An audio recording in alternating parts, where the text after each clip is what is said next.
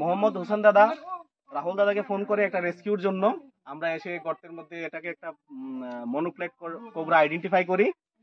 বেশ বড় সাইজ। এখানে যারা আছে সবাই রেস্কিউ দেখার জন্য অপেক্ষা করছেন। আর এই এরিয়াটা হলো রাধানগর নোয়াগাঁও ব্লক। যারা মানে আসার জন্য তাই নিয়েও এই সাপটারে বাঁচায় রাখছে।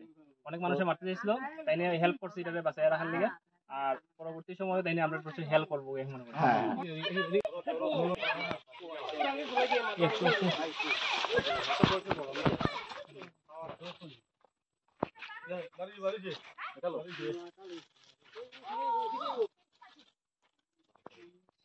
খুব বড় না তো।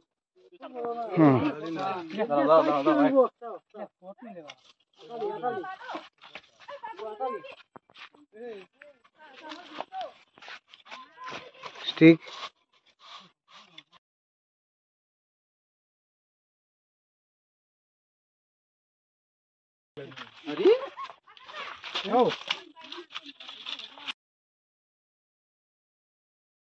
বাস দেখবেন এটার ভিতরে ডিম কিছু আছে কিনা।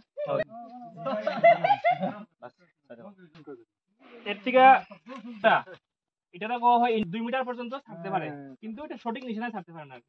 এটার বিষটা আমরা শরীরে করলে ক্ষতি নাই, কিন্তু যদি আমরা শরীরে কাটা ছাটা থাকে তখন যদি রক্তের সাথে মিশে বা আমরা চোখে যদি পড়ে তখন গিয়ে সমস্যা। আরেকটা কথা হচ্ছে গিয়া এই সাপটা আমরা কোন সময় তারাইয়া কামড় দেয়।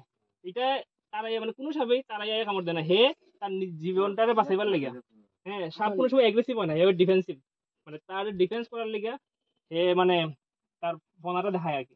এই সাপ যদি কোনো সময় আপনারা কামড়ায় কোনো কারণে, কোনো দিকে না চাইয়া কোনো ওজা বা ঝাড়ফুঁক করবেন এইগুলার দিকে তাকাইবেন না।